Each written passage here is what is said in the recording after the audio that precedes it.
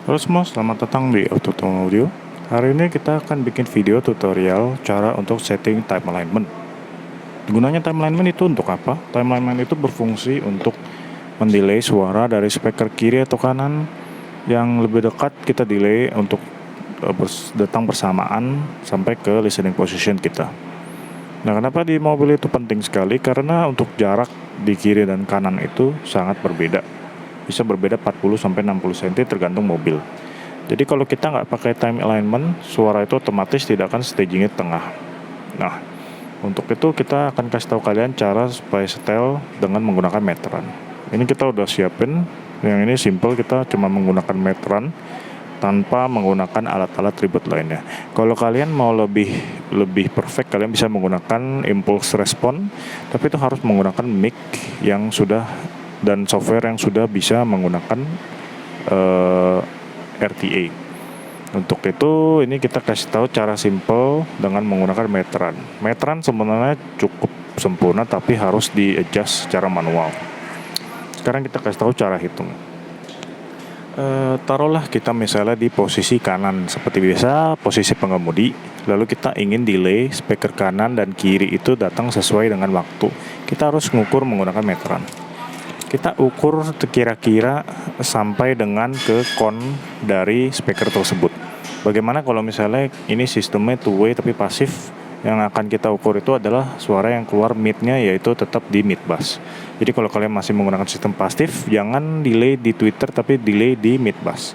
Karena untuk delay di tweeter itu perbedaannya tidak terlalu signifikan dibandingkan dengan mid. Nah, setelah itu bagaimana caranya?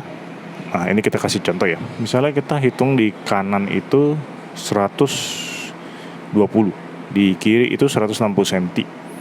Nah, gimana cara kita masukin ke DSP?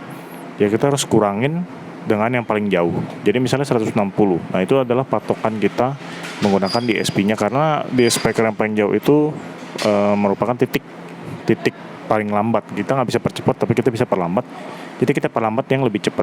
120 cm dikurang 160 dapatlah minus 40. Tapi kita jangan hitung minusnya, kita hitung 40-nya. Beberapa DSP ada yang bisa langsung masukin dengan sentimeter, ada yang harus menggunakan millisecond.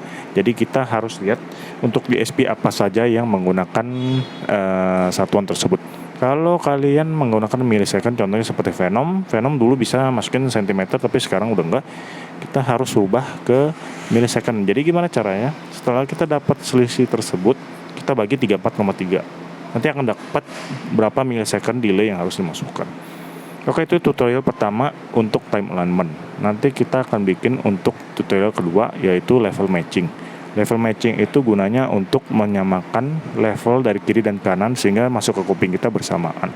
Kalau kalian hanya mengandalkan time alignment, kalian akan merasa ada beberapa suara yang lebih narik ke kiri, narik ke kanan. Nah, itulah yang tidak bikin suara jadi center.